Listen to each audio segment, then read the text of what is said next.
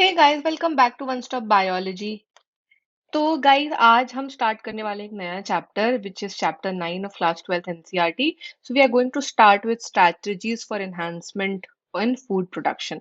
मतलब क्या है इसका गाइस कि बेसिकली जो हमारा फूड फूड का डिमांड है as per the entire population, human population on earth, उसको कॉम्पनसेट करने के लिए हम कैसे फूड प्रोडक्शन को बढ़ा सकते हैं। ठीक है। अब वो फूड प्रोडक्शन एनिमल जो हम इनटेक करते हैं एज फूड वो भी हो सकता है, और प्लांट्स जो इनटेक करते हैं एज फूड वो भी हो सकता है। ठीक है। तो बेसिकली इस चैप्टर में हम एनिमल ब्रीडिंग और प्लांट ब्रीडिंग दोनों ही पढ़ने वाले हैं। ठीक है। एनिमल ब्रीडिंग में हम क्या पढ़ेंगे कि किस तरीके से, जो क्योंकि फार्म एनिमल्स ही तो हम इनटेक करते हैं ना एज एनिमल्स। अब वो जो है फार्म एनिमल्स हो सकते हैं, वो एक्वाटिक एनिमल्स हो सकते हैं, है ना। तो उनको उनकी ब्रीडिंग कैसे होती है। और प्लांट्स में हम देखेंगे कि किस तरीके से जो हमारे क्रॉप्स होते हैं, ठीक है, जिन पे हम रिलाई करते हैं, बेसिकली जो हमारा बेसिक नीड है खाने का, उनका जो वो प्रोडक्शन है, क्रॉप प्रोडक्शन जो है, उसको कैसे हम मैक्सिमाइज कर सकते हैं। ठीक है। तो आज के वीडियो में हम पहले क्या कवर करेंगे, हम कवर करेंगे एनिमल ब्रीडिंग। ठीक है।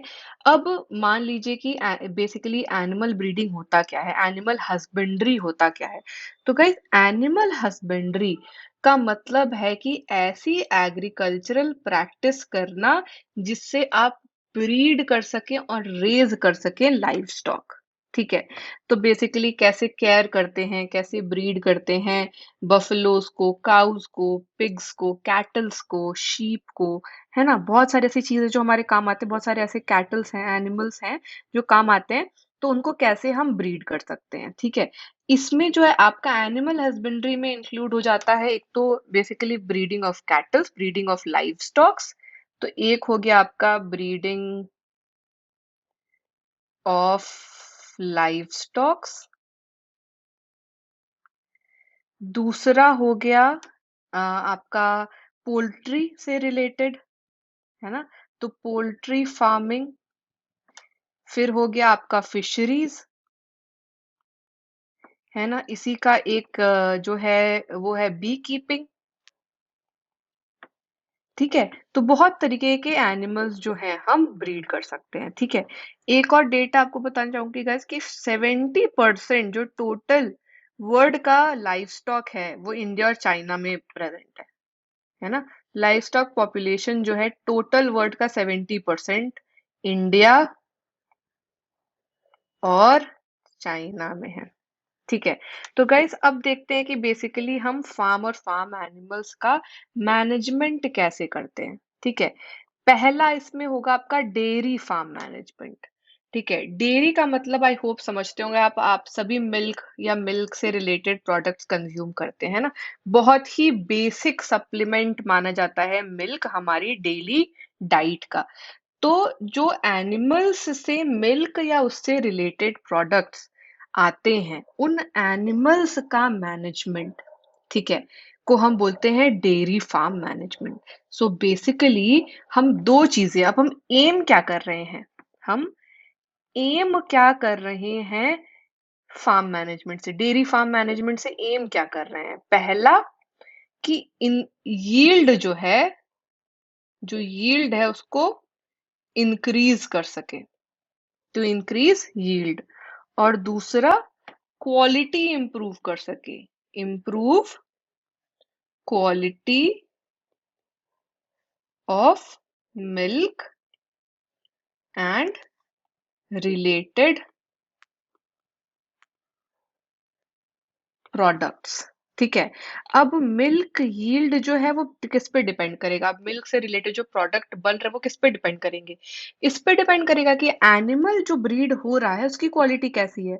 अगर एनिमल की क्वालिटी अच्छी है तो मिल्क प्रोडक्शन बढ़ जाता है। अगर सुपीरियर क्वालिटी का जो वो कैटल या एनिमल है जो कि मिल्क हमें प्रोवाइड कर रहा है, अगर वो अच्छा है, सुपीरियर क्वालिटी का है, तो अपने आप प्रोडक्शन और यील्ड बढ़ जाता है, अपने आप क्वालिटी इंप्रूव हो जाती है। तो इसका मतलब पहला कि अच्छी ब्रीड के एनिमल्स को सिलेक्ट करना बहुत जरूरी है। ठीक है। तो क्या करते हैं, अच्छी ब्रीड के एनिमल्स को सिलेक्ट करने से जो है यील्डिंग कैपेसिटी बढ़ जाती है, यील्डिंग पोटेंशियल बढ़ जाता है, रेजिस्टेंट टू डिजीज जो है बढ़ जाता है। तो ऐसे एनिमल्स जो अच्छे हैं उनका वो ज्यादा रेजिस्टेंट होते हैं डिजीज से, तो वो बेटर होता है। ठीक है। अब दूसरी चीज डिपेंड करती है कि आप क्या उनको खाने को दे रहे हैं। तो बेसिकली जो फूड या वाटर कंडीशंस हैं जो एनिमल को आप फार्म कर रहे हैं, अगर वो बहुत अच्छा है, ठीक है, अगर आप उनको जो खाना दे रहे हैं वो बहुत अच्छा है, जो फॉडर दे रहे हैं आप वो क्वालिटी फॉडर है ना, क्वांटिटी क्वालिटी सब आप ध्यान दे रहे हैं, तो फिर आपका यील्डिंग कैपेसिटी बढ़ जाएगी, क्वालिटी ऑफ मिल्क बढ़ जाएगा, है ना। अगर बेसिकली आप अच्छे से उनका देखभाल कर रहे हैं, सैनिटाइज्ड कंडीशन है, तो आपका बहुत सारी चीज पे डिपेंड करता है, ये समझ गए ना आप उसको फॉडर कैसा दे रहे हैं, वाटर कैसा दे रहे हैं, सैनिटाइजेशन कैसा है, सो दैट बीमारी ना हो उसको, है ना। ठीक है। आप उसको जो है रेगुलर चेकअप करा रहे हैं, जो आपके वेटरनरी डॉक्टर्स होते हैं, ठीक है, तो रेगुलर डॉक्टर जो है विजिट कर रहे हैं उनको। अगर ये सारी चीजें आप ध्यान दे रहे हैं तो अपने आप क्वालिटी भी अच्छी हो जाती है मिल्क की और यील्ड भी बढ़ जाता है।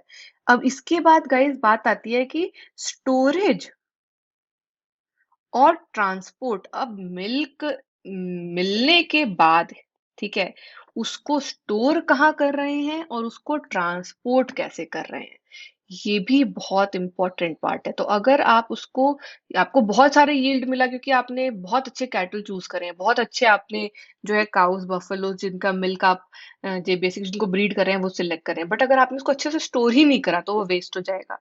अगर आपने उसको अच्छे से ट्रांसपोर्ट नहीं करा तो वो वेस्ट हो जाएगा, है ना। तो उसको अच्छे से सैनिटाइज्ड कंडीशन में स्टोर करना और ट्रांसपोर्ट करना, सो दैट जो भी हैंडल कर रहा है उसको, ठीक है, उससे कांटेक्ट में ना आए, क्योंकि उसको अगर कोई बीमारी है, उसको कोई कोई प्रॉब्लम है, तो वो सब जो है मिल्क के अंदर ना जाए या उससे रिलेटेड जो भी प्रोडक्ट्स आप बनवा रहे हैं उसमें ना जाए, है ना। तो सैनिटाइजेशन एक बहुत इंपॉर्टेंट फैक्टर है। तो गाइज ये तो हो गया आपका डेयरी फार्मिंग। इसके बाद ऐसे ही आता है आपका पोल्ट्री फार्म मैनेजमेंट, ठीक है। पोल्ट्री फार्म मैनेजमेंट में क्या होता है, पोल्ट्री फार्म मैनेजमेंट का बेसिकली मतलब है कि बहुत सारे तरीके के फाउल्स या बर्ड्स होते हैं जिनको कि आप डोमेस्टिकेट करते हैं, उनको एज फूड लेने के लिए या उनके एग्स के लिए, है ना। तो ये बर्ड्स की फार्मिंग है, ठीक है, फॉर फूड एंड एग्स। ठीक है। अब कैसी बर्ड्स हो सकती हैं, ये चिकन हो सकती है डक हो सकती है, ये टर्की हो सकती है ना, ये गीज हो सकती है। तो बहुत सारे ऐसे बर्ड्स होते हैं जिनको आप डोमेस्टिकेट कर सकते हैं, जिनको आप बेसिकली पाल सकते हैं उनके फूड और एग्स के लिए, ठीक है। अब जैसे कि डेयरी फार्मिंग में होता है कि सिलेक्शन जो है कि डिजीज फ्री हो, सूटेबल ब्रीड हो, प्रॉपर कंडीशंस हो जिसमें वो सैनिटाइज्ड कंडीशंस हो, जहां वो रह रहे हो, प्रॉपर खाना मिले, पानी मिले, है ना, साफ सफाई मिले, हेल्थ का ध्यान रखे। तो सेम वही रिक्वायरमेंट पोल्ट्री फार्म मैनेजमेंट में भी होती है, ठीक है। तो ये तो हमारे हो गए मैनेजमेंट। अब इसके बाद गाइस देखते हैं क्या है एनिमल ब्रीडिंग, कैसे होती है एनिमल ब्रीडिंग एग्जैक्टली, है ना। तो कॉन्सेप्ट क्या है बेसिकली एनिमल ब्रीडिंग का, वो देखते हैं, ठीक है। अब गाइस बेसिकली क्या है कि आप जो है ब्रीड का मतलब क्या है पहले तो ये समझते हैं, है ना, कि ब्रीड का मतलब क्या है, ब्रीडिंग क्यों इम्पोर्टेंट है। तो बेसिकली अगर आपको अगेन यहाँ पर भी एम क्या है, यील्ड बढ़ाना और इम्प्रूव्ड क्वालिटी, ठीक है। तो ब्रीडिंग किसी भी तरीके का, ब्रीडिंग का मेन मेन आपका मोटिव क्या है, यील्ड इंक्रीज करना और क्वालिटी इंप्रूव करना, ठीक है। अब ब्रीड का मतलब क्या है, तो बेसिकली कोई भी ग्रुप ऑफ एनिमल्स जो रिलेटेड या सिमिलर डिसेंट के हैं, ठीक है, उनका जो है general appearance, feature, size, configuration एक जैसा है, सिमिलर है, उनको कहते हैं, उनको बोलते हैं कि वो एक ब्रीड को बिलोंग करते हैं, ठीक है। एनिमल ब्रीडिंग का एम क्या है, increase the yield and improve the quality, ठीक है। अब दो तरीके की ब्रीडिंग हो सकती है गाइस, याद रखिएगा, दो तरीके की ब्रीडिंग हो सकती है। अगर जो है सेम ब्रीड के एनिमल्स को आप एक साथ ब्रीड कर रहे हैं, क्या कर रहे हैं, अगर ब्रीडिंग सेम ब्रीड के एनिमल्स के बीच में हो रही है, ठीक है, तो उसको बोलते हैं इन ब्रीडिंग। ठीक है, इन ब्रीडिंग ये क्या होती है? Breeding between animals of same breed. ठीक है, तो ये हो गई इन ब्रीडिंग। दूसरी होती है आउट ब्रीडिंग। दूसरी होती है आउट ब्रीडिंग।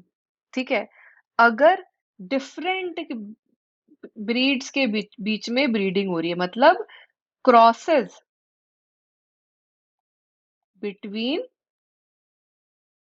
डिफरेंट ब्रीड्स,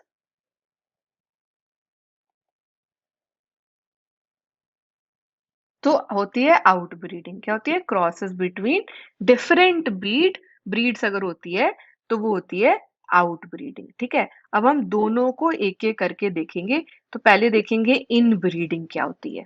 ठीक है, इन ब्रीडिंग में हमने क्या बोला कि सेम ब्रीड के दो एनिमल्स के बीच में ब्रीडिंग हो रही है ना, मतलब मेटिंग हो रही है, closely related individuals with in the same breed. और हम क्या करते हैं?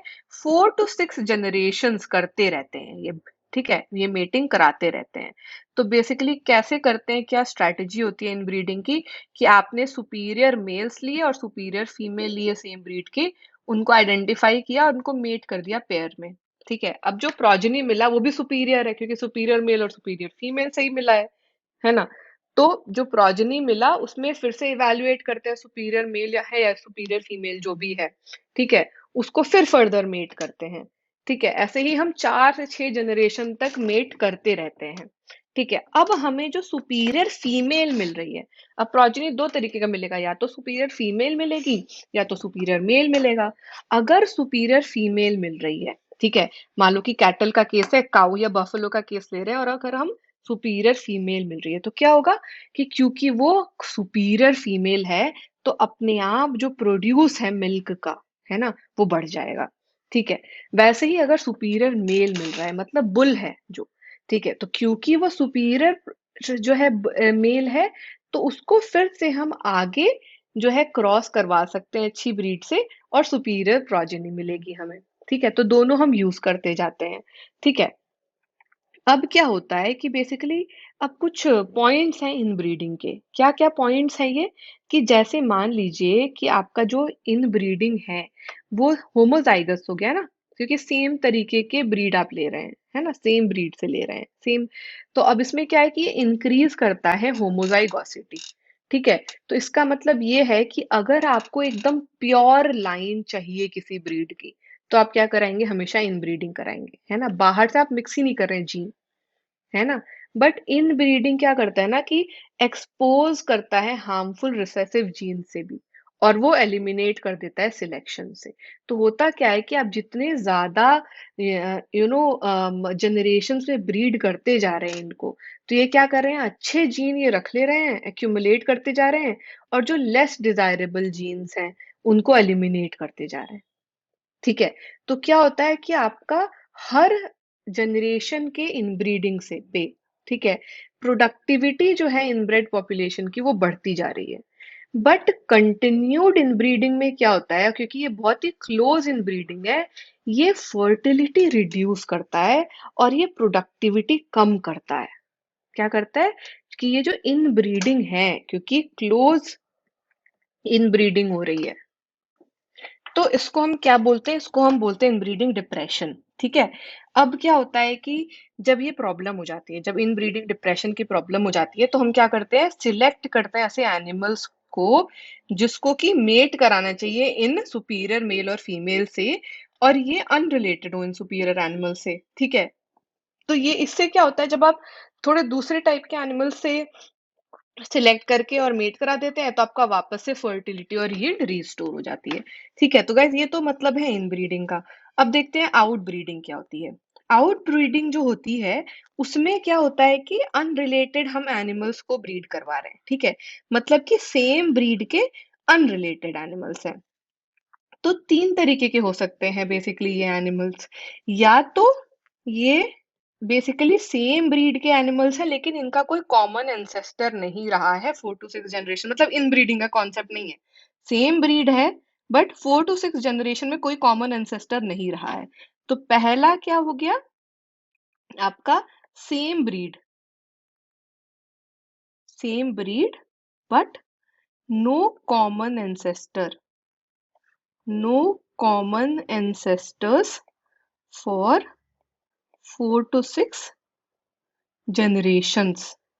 ठीक है, इसको हम क्या बोलते हैं, इसको हम बोलते हैं आउट क्रॉसिंग, इसको हम बोलते हैं आउट क्रॉसिंग। ठीक है, दूसरा आपका हो गया कि डिफरेंट ब्रीड्स, तो between different breeds, between different breeds. ठीक है, ये क्या हो गया, क्रॉस ब्रीडिंग, ये क्या हो गया, क्रॉस ब्रीडिंग। और तीसरा है बिटवीन डिफरेंट स्पीशीज। ठीक है, तो बिटवीन डिफरेंट स्पीशीज। ठीक, अब अगर बिटवीन डिफरेंट स्पीशीज है तो क्या बोलते हैं, inter specific, inter specific hybridization, inter specific hybridization. तो तीनों को अब एक एक करके देख लेते हैं। आउट क्रॉसिंग क्या होती है कि सेम ब्रीड के एनिमल्स हैं बट कोई कॉमन एंसेस्टर नहीं है 4 to 6 जनरेशन में। ठीक है, ऐसे अगर ऑफस्प्रिंग को जो आप मेट करते हैं तो जो ऑफस्प्रिंग होता है उसको बोलते हैं आउट क्रॉस। क्या बोलते हैं, आउट क्रॉस। ठीक है, अब ये बेस्ट ब्रीडिंग मेथड्स है for animals which are below average. तो जो ऐसे एनिमल्स हैं जो कि मिल्क के प्रोडक्शन में, ग्रोथ रेट में, या बीफ में, कैटल, बीफ कैटल में बिलो एवरेज है, तो उनको हम आउट क्रॉस करवा देते हैं। ठीक है, आउट क्रॉसिंग करवाते हैं। ठीक है, और आपका ये आउट क्रॉस जो इन ब्रीडिंग का डिप्रेशन है वो ओवर करने, कम करने में भी हेल्प करता है। ठीक है, क्योंकि ये सेम ही ब्रीड है, इस जस्ट दैट कि कोई एंसेस्टर नहीं रहा है ना इनब्रीडिंग के जैसे। तो ये आपका आउट क्रॉस जो आपको इनब्रीडिंग डिप्रेशन होता है जिसमें आपका यील्ड कम हो जाता है और फर्टिलिटी कम हो जाती है, उसको आउटकम करने में भी काम आता है। ठीक है, दूसरा है क्रॉस ब्रीडिंग। क्रॉस ब्रीडिंग में क्या होता है कि सुपीरियर मेल है एक ब्रीड का, उसको दूसरे ब्रीड के सुपीरियर फीमेल से क्रॉस करवा दिया। ठीक है, अब जो क्रॉस ब्रीडिंग हुआ उसमें डिजायरेबल क्वालिटी मिल जाती है हमें दो डिफरेंट ब्रीड्स के एक साथ। तो आपका जो प्रोजेनी होगा वो जो है कमर्शियल प्रोडक्शन के लिए बहुत हेल्पफुल होता है। ठीक है, और जो है अगर नया आपको स्टेबल ब्रीड बनाना है उसमें भी काम आता है। ऐसा एक प्रोजेनी है जिसको बोलते हैं हिसार डेल। ठीक है, हिसार डेल क्या है कि पंजाब में बना है, ये बीकानेर के यूज और मरीन के, बेसिकली मरीनो रैम से बना हुआ है। ठीक है, तो हिसार डेल एक एग्जाम्पल हो गया। तीसरा है गाइस, क्या है, इंटर स्पेसिफिक हाइब्रिडाइजेशन। यहाँ पे स्पीशीज ही चेंज हो गए। ठीक है, दो अलग अलग तरीके के स्पीशीज को हमने जो है मेट करवा दिया है। तो इस केस में क्या होता है कि दोनों पेरेंट्स का जो आपका डिजायरेबल फीचर है वो मिल जाता है। ठीक है, इसका एग्जाम्पल है गाइस एक म्यूल। आई होप आपको पता होगा म्यूल क्या है, अगर नहीं पता है तो मैं बताती हूँ। तो म्यूल जो है आपका वो हाइब्रिड है मेल डोंकी और फीमेल हॉर्स का। म्यूल जो है वो हाइब्रिड होता है मेल डोंकी और फीमेल हॉर्स का। ठीक है, तो बेसिकली ये दो अलग अलग स्पीशीज से बना हुआ हाइब्रिड है और दोनों के डिजायरेबल फीचर्स इसमें होते हैं। ठीक है, अब गाइस देखते हैं कि कंट्रोल्ड ब्रीडिंग एक्सपेरिमेंट्स का क्या मतलब है। तो होता है गाइस, जैसे ह्यूमन से आपने सुना होगा कि इन विट्रो फर्टिलाइजेशन होता है, आर्टिफिशियल इंसेमिनेशन होता है ना, इन केसेस जबकि जो है कोई ऐसा कपल है जो कि बेबी नहीं कर पा रहा है। तो वैसे ही अगर ऐसी प्रॉब्लम्स इन एनिमल्स में आती है ना, कैटल्स में आती है, तो आप क्या करते हैं, कंट्रोल्ड ब्रीडिंग एक्सपेरिमेंट्स करते हैं। कैसे करते हैं, अगर आर्टिफिशियल इंसेमिनेशन से। तो आपने क्या करा कि एक सुपीरियर मेल का सीमेन लिया और उसको जो है, जो सुपीरियर फीमेल है उसके रिप्रोडक्टिव ट्रैक्ट में डाल दिया। ठीक है, अब इससे क्या हुआ कि वो जो है सुपीरियर प्रोजेनी लेके आएगी। अब सीमेन जो है इमीडिएटली ऐसे use as it is use हो सकता है, या उसको फ्रीज करके रख देते हैं और बाद में भी यूज कर सकते हैं, है ना। तो बहुत बारी फ्रोजन फॉर्म में भी ट्रांसपोर्ट कर देते हैं उसको फीमेल के अंदर, ठीक है। अब ये बहुत सारी जो नॉर्मल मीटिंग्स के प्रॉब्लम है उसको ओवरकम करने में ही काम आता है। बट होता क्या है कि जो है आपका सक्सेस रेट काफी कम होता है ना। तो उसको इम्प्रूव करने के लिए अलग अलग तरीके होते हैं, जैसे multiple ovulation embryo transfer technology है, क्या मोइट, ठीक है। तो मोइट में क्या होता है ना कि जो है उसको हार्मोन एडमिनिस्टर किए जाते हैं, जैसे फॉलिकल स्टिमुलेटिंग हार्मोन होता है ना, वैसे ही हार्मोन उसको जो है एडमिनिस्टर कर दिए जाते हैं। वो एडमिनिस्टर करने से क्या होता है गाइस, वो एडमिनिस्टर करने से क्या होता है कि अगर वो नॉर्मली जो है एक एग बना रही है एक बार में, तो वो 6 से 8 एग बनाने लग जाती है, ठीक है। बेसिकली जो है सुपीरियर ओव्यूलेशन उसको बोलते हैं, ठीक है। अब उसमें क्या हो रहा है कि अब उसको आप मेट करा दीजिए किसी सुपीरियर बुल से, ठीक है। या अगर आप मेट नहीं करा सकते तो आर्टिफिशियली इंसेमिनेट कर दिया सीमेन सुपीरियर बुल का। अब जो एग्स फर्टिलाइज्ड होंगे वो जब 8 to 32 स्टेजेस सेल स्टेजेस के बीच में होते हैं, तो उनको नॉन सर्जिकली निकाल के रिकवर किया जाता है और उनको सरोगेट मदर्स में डाल दिया जाता है। तो बेसिकली एक टाइम पे ही आपको ज्यादा से ज्यादा प्रोजेनी मिल जाएगी, ठीक है। तो बेसिकली जेनेटिक मदर जो है वो वापस से मिल गई आपको, तो उसके लिए आपको वेट भी नहीं करना पड़ा कि जो है वो उसके में ही पूरा पूरा रिप्रोडक्शन की साइकिल हो रही है पूरी। आपने क्या करा, सरोगेट में ट्रांसफर कर दिया और वो फिर से रेडी हो गई ओव्यूलेशन के लिए, सुपीरियर या सुपर ओव्यूलेशन जो बोलते हैं उसके लिए, ठीक है। तो बहुत सारे ऐसे कैटल, शिप, बफलोज, इनमें हम ये एक्सपेरिमेंट्स करते हैं मॉइट का, ठीक है। अब वैसे ही गाइस जैसे हम एनिमल ब्रीडिंग पढ़ रहे हैं, वैसे ही क्या होता है बी कीपिंग।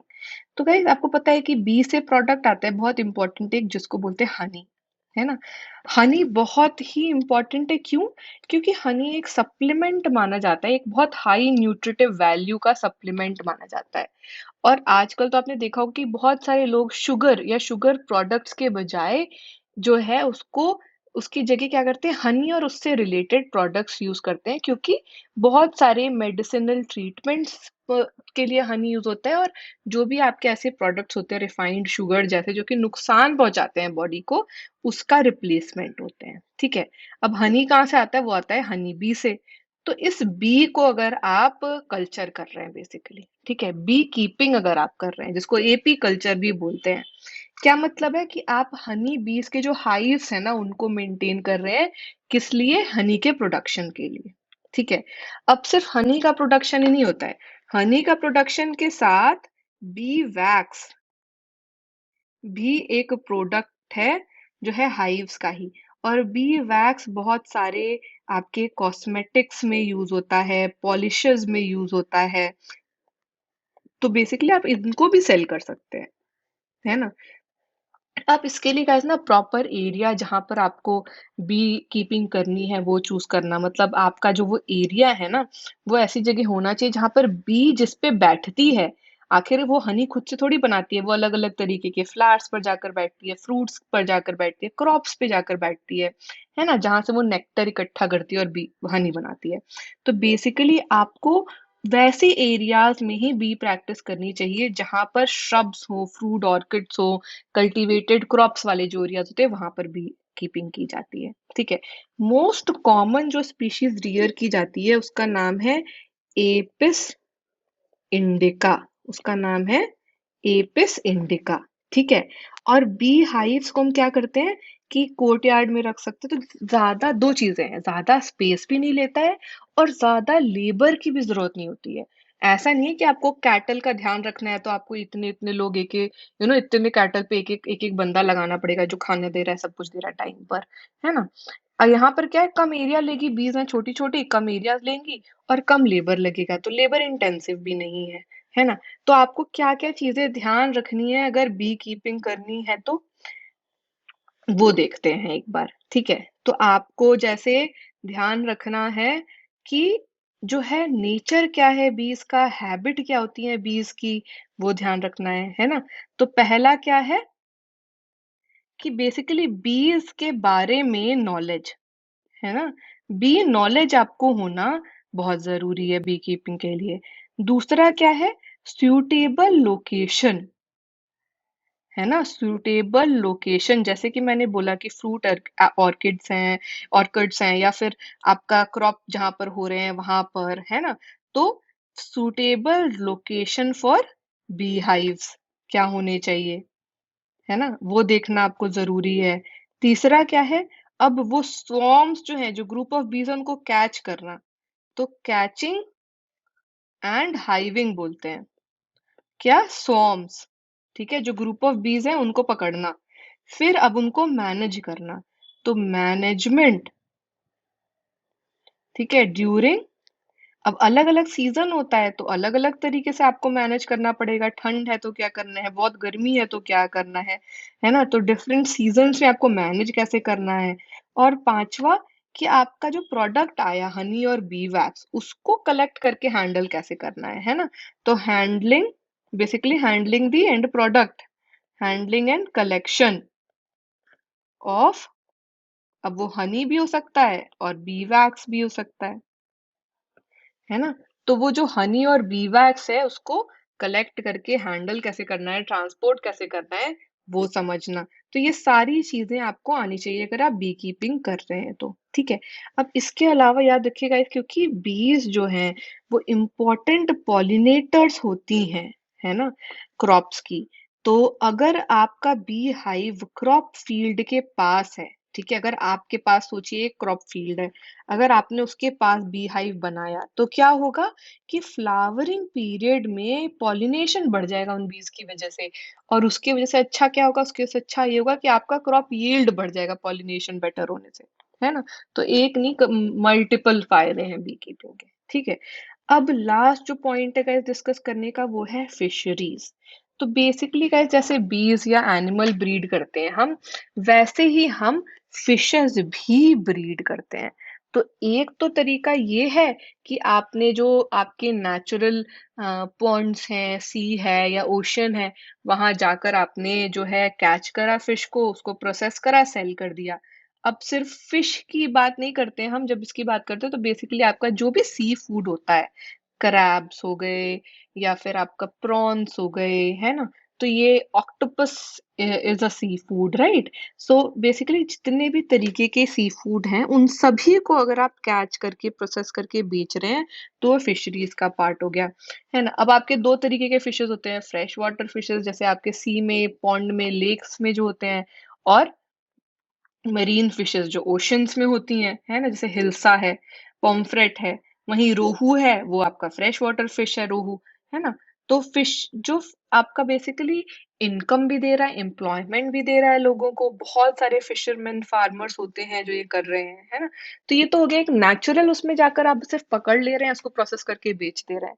दूसरा होता है एक्वा कल्चर या पिसी कल्चर। उसमें क्या करते हैं कि आप जितने भी एक्वाटिक प्लांट्स या एनिमल्स यूज किए जाते हैं ह्यूमन से, उनको कल्चर कर रहे हैं। अब आपने क्या करा, मैन मेड पॉन्ड बना लिया, उसके अंदर आप लेकर आ गए छोटी छोटी फिशेस, और उनको फिर आप ब्रीड करके बढ़ाते जा रहे हैं और बेचते जा रहे हैं प्रोसेस करके, है ना? तो पूरा कल्चर भी होता है फिशेस का, ऐसा नहीं है कि सिर्फ पकड़ ही लेते हैं जाकर नेचुरल किसी भी ऐसे एक्वाटिक सिस्टम से, ठीक है। तो गाइस ये हो गया हमारा फिशरीज। सो गाइज हमने क्या क्या पढ़ लिया आज के वीडियो में? हमने पढ़ लिया पूरा एनिमल ब्रीडिंग, कैसे मैनेज करते हैं पोल्ट्री फार्म, कैसे मैनेज करते हैं आपके डेयरी फार्म्स, है ना? एनिमल ब्रीडिंग किस किस तरीके की होती है, इन ब्रीडिंग क्या होती है, आउट ब्रीडिंग क्या होती है, ठीक है। हमने कितने तरीके की आउट ब्रीडिंग होती है वो भी देखा।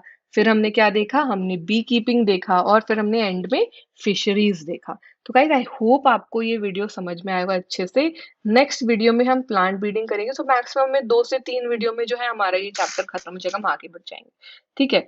सो आई होप आपको एनिमल ब्रीडिंग तो अच्छे से समझ में आई होगी। सो गाइज लाइक जरूर कीजिएगा वीडियो को, सब्सक्राइब कीजिएगा चैनल को, और अगर आपको कोई भी डाउट है तो मुझे बताइएगा जरूर। आप मुझे कमेंट करके बता सकते हैं, आप मुझे व्हाट्सएप पे मैसेज करके भी आपके डाउट्स पूछ सकते हैं। चलिए गाइज मिलते हैं नेक्स्ट वीडियो में। Thank you, bye bye.